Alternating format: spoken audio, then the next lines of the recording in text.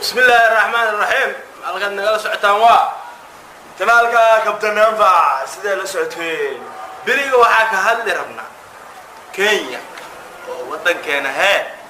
bal waan ka hor dhicina dhageysta bal wax la sheegay meesha waaba yaabo markaa maqlaani aan ku bilaabay baarlamaanka dalka Kenya ayaa ansixiyay daabulida ciidamada difaaca ee Kenya ee loo yaqaan KDF oo la geynayo biyaha Soomaaliya ee ay Kenya sheeganayso يا عيدك لو تر معلنا KBDF على سوق قوي ترى KBDF أنا كملنا عيد أساس ملنا يا هيبة hogaamiyaha labiyada baarlamaanka Kenya Aadan Barre Ducaale ayaa ku saxiixan qoraalka abban Aadan Barre iyo baarlamaanka Kenya ku jira asab Kenya maxaa ka doonaya yaab حصولا بلا إذا دقيست baarlamaanka Kenya wuu ku ogolaaday in ciidanka Kenya Aadan Barre Ducaale wuxuu aaday ciidamada baarlamaanka Kenya markii la maqlay in ciidamada ay soo dirayso yaa wax soo diray Kenya bal daqeest maxuu dhihi doonaa Kenya la geeyo biyaha Soomaaliya Kenya waxa ay sheegtay in kiiska dhinaca badda ee hadda hor yaala maxkamadda cadaaladda adduunka ICJ uu Kenya ka luminayo 26% biyaheeda sidoo kalena 85% aaga gaarka ah ee Kenya waa soo dhigtay wax yar nila noqonin waa intii la iyo dirifka dambe ee Soomaaliya balad amal waa boqolkiiba 26 sawa soo dhacay walaal maxaa kale waraadiniyo Kenya abada France ugu jiro dandaasiyo wada Kenya dandaasiyo ugu wada koode ay balukaadi dhaqaalaha ay ku way doonto dawladda Kenya ayaa go'aansatay in aysan dhaggalab u siin go'aanka maxkamadda cadaaladda adduunka ICJ iyo kiiska hor yaalaba isla markaana ay difaacato biyaheeda sida baarlamaanka dad horta dhaqaalaha yiri dhaqaalaha ma anaga ma ku tirsan mise ayaga nagu tirsan dhaqaalaha ay ku way doonto dawladda Kenya ayaa go'aansatay in aysan dhaggalab u siin go'aanka horta dhaqaalaha yiri dhaqaalaha ma anaga ma ku tirsan mise ayaga nagu tirsan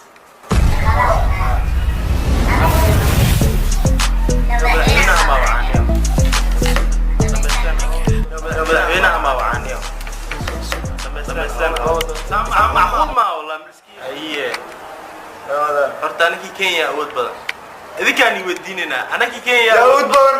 maniskiila wallahi Soomaali warlaan oo kuwees warlaan imo ciidan soo dir soo istaag warlaan iska celiyo qorlaan iska day anaka wax noo keensan aku warlaadii Kenya adoomeeyo wax noo keensan darbiya dhisana sheekada maris ciidan abad Soomaali u dirsanaa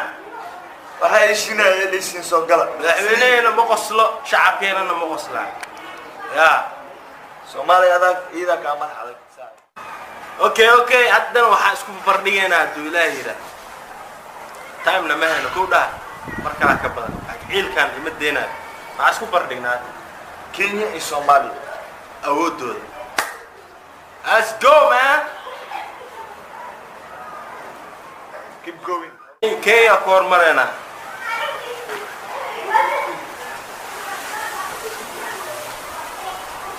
let's go, man. Let's do this. Al-Shabaab militants on Friday morning attacked a Kenyan military base in the Somali town of Kulbiyo. wuxuu ka hadlayaa weerar ee xoog islaam ku qaadeen halay Kulbiyo meel daan An area that is located near Kenya's border with Somalia.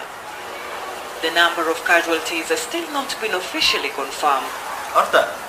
Soomaali ayadoo iska dad maaragtay haysto ayag isku mashquulsan isna awood saasna ay iska muuqan ee Kenyaatiga waxay u soo qaataan mararka qaar uuraal diyaarado u fahanteen anagoo isku duuban marka Soomaali isku duuban oo awood dawlad leh iska ceel karaan kula taa adaa ku weydiinaynaay ciidamada oo Kenya saas waxa ay tusi doonaa sawiro halkaan aan soo bandhigi doonaa kor waa arki doontaa Kenyati Westgate dagaalkii dhacay waa xasuustina oo maleena qofka hogaaminaya Soomaaliya ah cariga ay waysto kaas waa been waa dhawa kan ha Soomaaliya ah ciidamada Kenyati dhan gadaal has ay ku wada jireen waa arkaysiin waa kana ha Soomaaliya oo hore ay se kuleeda badda Soomaaliya hamina waxa la Soomaaliya maxay dar libaax ka sii jeed hadda daasan anaka inta sii jeed waxa u maleeyaa inay cuni karaan laakiin ma dhacis ciidamada Soomaaliya la arkay darbiyada lagu soo galaa 9 saacadood Somalia iyo Turkiga the standing of Somali national anthem and Turkish national anthem ku taageeya damruda oo kula madowna daarmo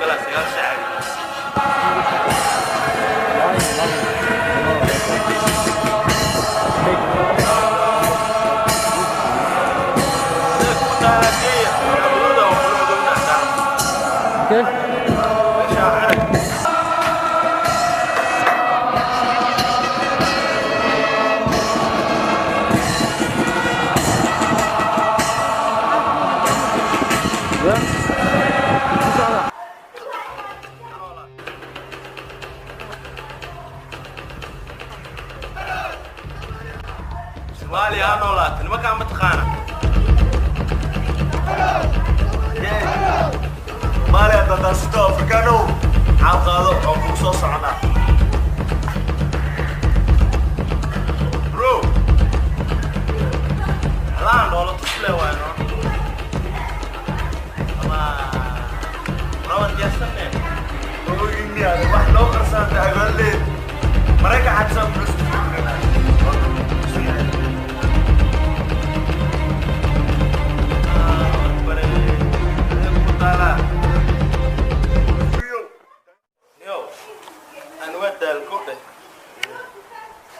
Kenya أنا كمان كلا هستو أوكي ولا تيلح انتصاب بدنا أنت كرم أوكي ولا تيلح دايم انتصاب هكذا